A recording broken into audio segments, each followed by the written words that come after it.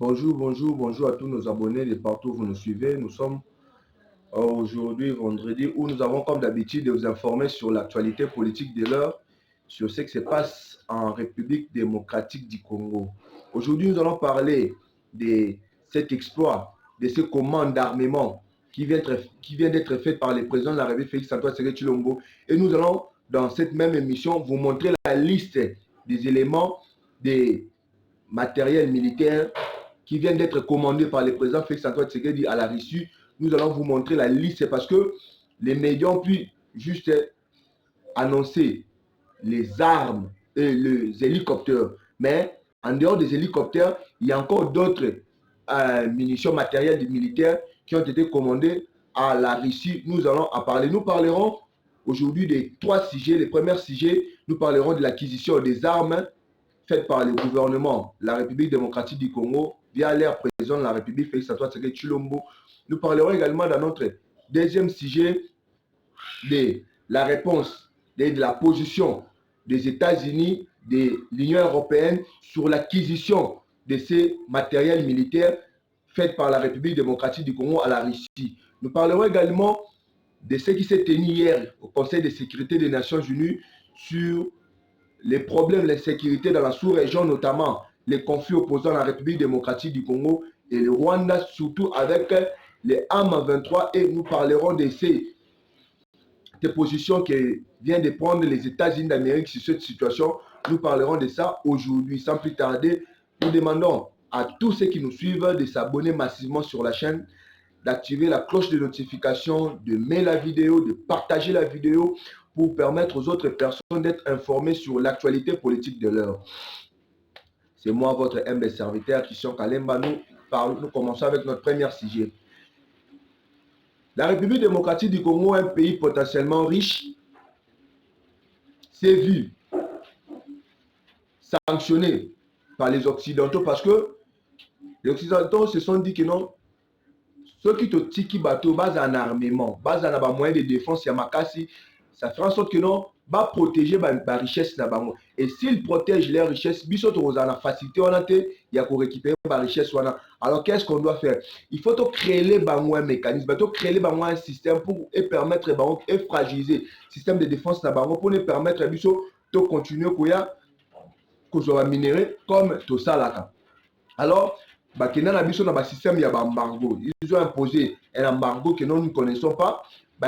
Biso ba changer embargo comme un système de notification. C'est-à-dire avant que les FARDC basomba matériel militaire, il faut d'abord tous la notifier sur tout notifier Conseil de sécurité sur les armes autosomba façon de un contrat modèle. C'est-à-dire tout, on doit leur expliquer. C'est-à-dire, ça fait en sorte que non, l'ennemi qui est en face de nous, pour qui nous achetons les armes, ayeba, armes aujourd'hui utilisées pour préparer comment contrecarrer, comment se défendre face à l'arme. Je vais utiliser l'arme aux applis supérieurs dans les bichos. C'est ça, c'est cette situation aux occidentaux, ça lié fort que nous avons toujours dans un mot.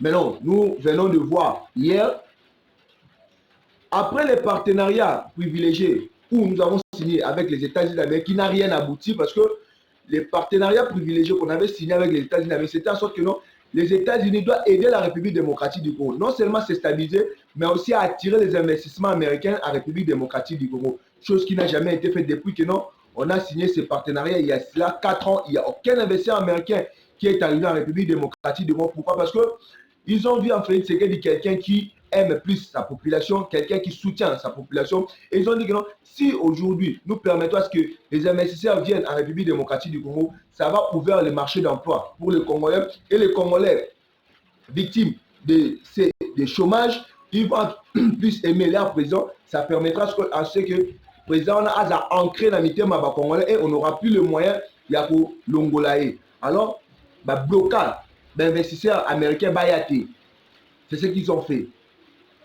Le président de la République, à plusieurs reprises, et c'est en sorte qu'il a réchauffé la relation diplomatique, ça n'a rien abouti.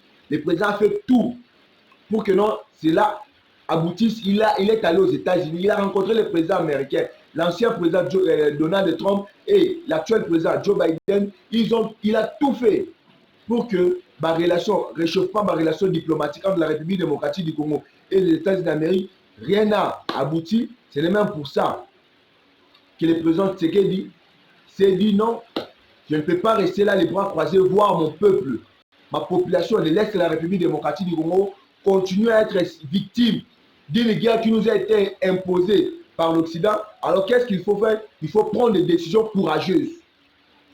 Il faut prendre des décisions courageuses. Et les décisions courageuses que le président de la République vient de prendre, c'est de se tourner vers la Russie, de créer un partenariat, de créer une coopération militaire avec la Russie, où le président de la République vient d'établir une liste de matériel militaire que nous avons commandé à la Russie.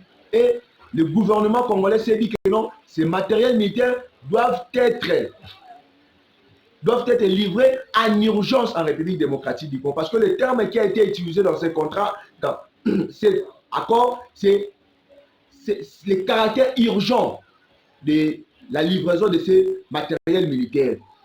La République démocratique du Congo a dit que non, nous avons besoin que la Russie puisse nous livrer les matériels militaires le plus vite possible pour que non, nous puissions combattre les problèmes de l'insécurité à l'est de la République démocratique du Congo.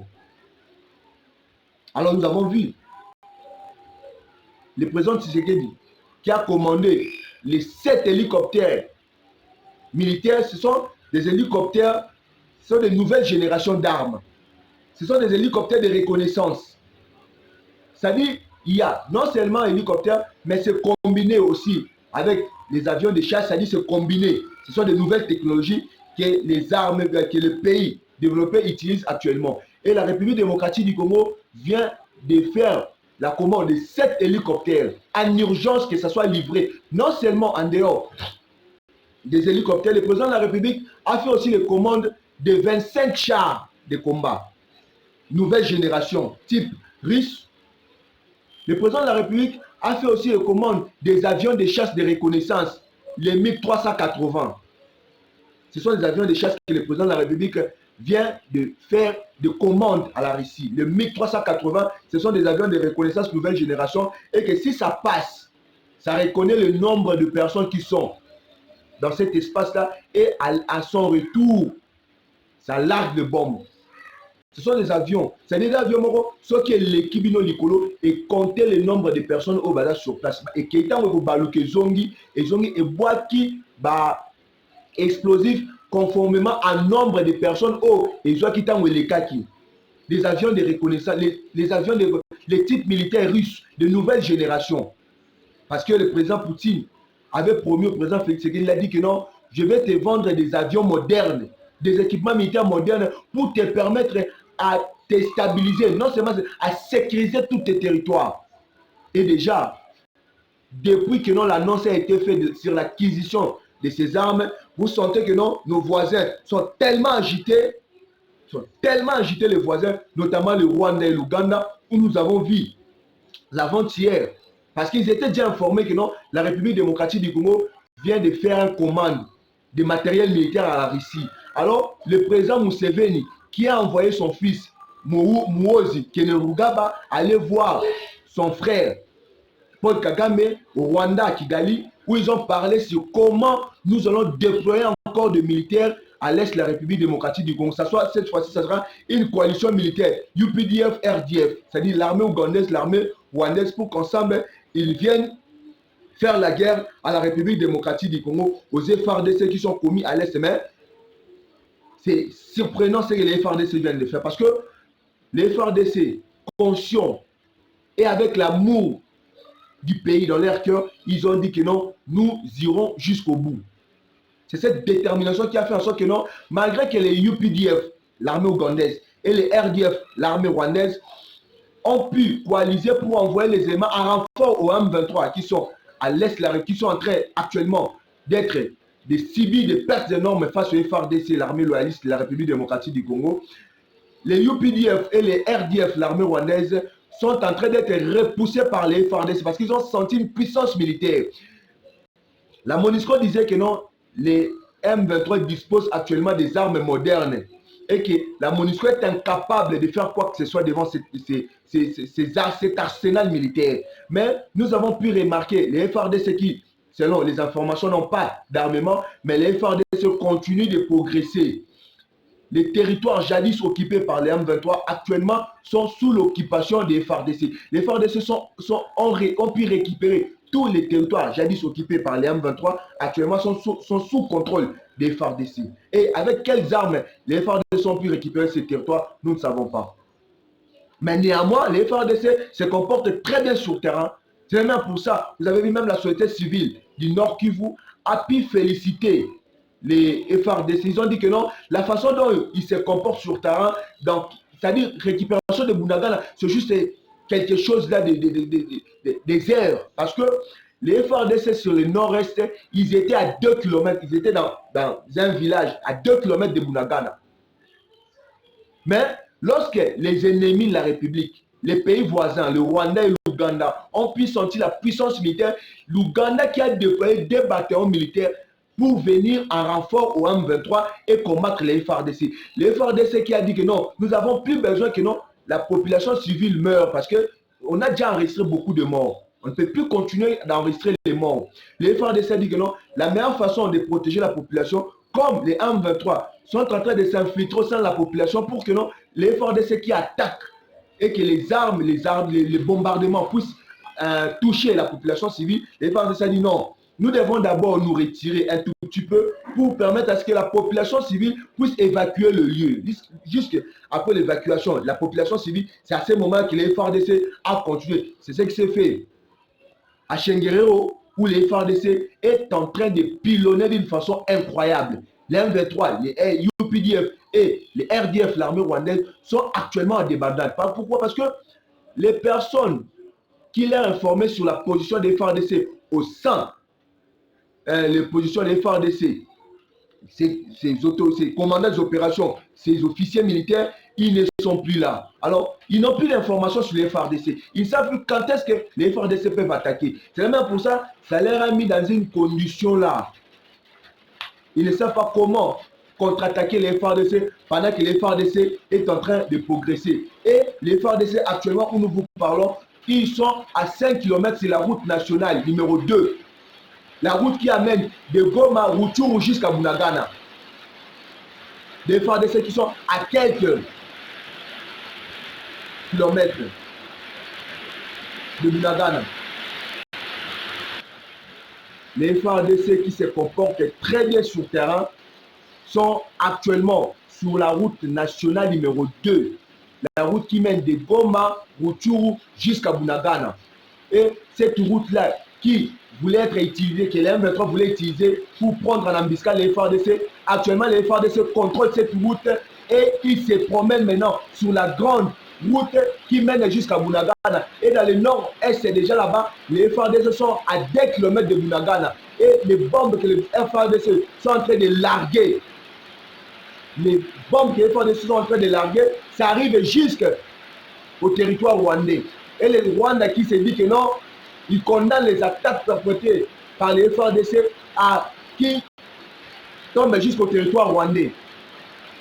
Nous parlerons également dans notre deuxième sujet où nous allons parler de cette position de l'Union européenne sur l'acquisition des armes, faites par la République démocratique du Congo, où l'Union européenne, notamment l'Union européenne et les États-Unis d'Amérique, qui s'opposent farouchement à cette acquisition d'armes faite par la République démocratique du Congo à la Russie. Mais pourquoi est-ce que les Occidentaux s'opposent à ce que la République démocratique du Congo puisse disposer de son arsenal militaire, puisse disposer de matériel militaire moderne capable de protéger et de permettre aux FARDC de bien sécuriser les territoires nationaux? Pourquoi est-ce que les Occidentaux, notamment les États-Unis, qui est un partenaire privilégié, la République démocratique du Congo, l'Union européenne, qui est aussi un partenaire de la République démocratique du Congo, qui s'oppose à ce que la République démocratique du Congo puisse disposer des armes et de munitions pour permettre à ce que la République démocratique du Congo défende non seulement ses minéraux, mais aussi son territoire national. Pourquoi est-ce que ça se fait comme ça? C'est parce que tout le monde comprend déjà la complicité des Occidentaux sur les sécurités à l'est de la République démocratique du Congo. Dernièrement, sur le champ de bataille, les FARDC ont pu récupérer des mortiers de fabrication américaine. Ces armes sont utilisées qu'aux États-Unis d'Amérique. Mais comment est-ce que le M23 ont pu avoir accès à ces armes-là? C'est-à-dire, vous sentez, il y a une complicité de la communauté internationale, des États-Unis, notamment des États-Unis et de l'Union européenne, qui sont derrière les rebelles qui déstabilisent la République démocratique du Congo. Mais nous avons senti hier au Conseil de sécurité, c'est par hypocrisie et parce que le président Tshisekedi a Bimisi Bango tellement d'appoint ça, a tiré Bango contre lui, il a démontré à la force du monde que non, voici les personnes qui sont derrière le rebelle, qui cherchent à déstabiliser la République démocratique du Congo. C'est ce qui a fait en sorte que non, les États-Unis, c'est pour la première fois, les États-Unis ont pu condamner le Rwanda, demander aux forces de défense rwandaises et aux autorités rwandaises de cesser de soutenir les M23. C'est pour la première fois. Tout ça, c'est grâce à la diplomatie de Félix Tshisekedi qui a montré à la face du monde que non, si la communauté internationale, l'Union européenne, les États-Unis, les Occidentaux restent silencieux de ce qui se passe à l'est de la République démocratique du Congo, nous sentons une complicité de leur part de ce qui se passe en République démocratique du Congo. C'est pourquoi quelques sénateurs républicains ont pu demander au secrétaire d'État américain Anthony Blinken de lui dire que non, monsieur, vous devez identifier, condamner les Rwandais qui soutiennent militairement et financièrement les M23 pour déstabiliser l'Est de la République démocratique du Congo, causer ainsi des pertes en vie humaines de la population civile. Vous devez les condamner. Et les secrétaires d'État américains n'ayant plus de choix, c'est même pour ça que vous avez vu la position du représentant des États-Unis d'Amérique au Conseil de sécurité qui a dit que non, il faut que non, le Rwanda cesse de soutenir le M23 pour chercher à déstabiliser. Pourquoi? C'est parce que le président Tshisekedi a l'acquis dans le monde entier que non, comment est-ce que le Rwanda est derrière les M23? Parce qu'au sein de M23, il n'y a que des Rwandais, il n'y a que des militaires rwandais qui sont là-bas. Il n'y a pas de Congolais M23, il n'y a que des Rwandais qui sont là. Ils ont pu utiliser un Willingo qui est actuellement en fuite. Mais nous reviendrons dans notre prochaine édition, nous parlerons de Willy Ngoma. Comment est-ce qu'il a pu être arrêté par les M23? Actuellement, il est entre les mains des M23, des FRDC. Comment est-ce qu'il a été arrêté? Nous parlerons de ça dans notre prochaine édition. Les Occidentaux, les États-Unis d'Amérique, qui est un partenaire privilégié, qui devait se battre pour que la République démocratique du Congo dispose d'arsenal militaire, dispose de matériel militaire moderne pour permettre à la République démocratique du Congo de se défendre et de sécuriser sa population. Mais les États-Unis d'Amérique s'opposent à cet accord, à cette coopération militaire avec la Russie, où la Russie va nous livrer 7 hélicoptères de guerre, nouvelle génération, qui va nous livrer des avions de chasse, nouvelle génération, des avions de reconnaissance, qui va nous livrer des chars de combat, qui va nous livrer des mortiers, des armes très très efficaces pour finir une fois pour toutes avec ce problème de l'insécurité à l'Est de la République. Mais pourquoi les Occidentaux s'opposent-ils? Que la paix quitte nos âmes et que Dieu bénisse la République démocratique du Congo. Merci beaucoup.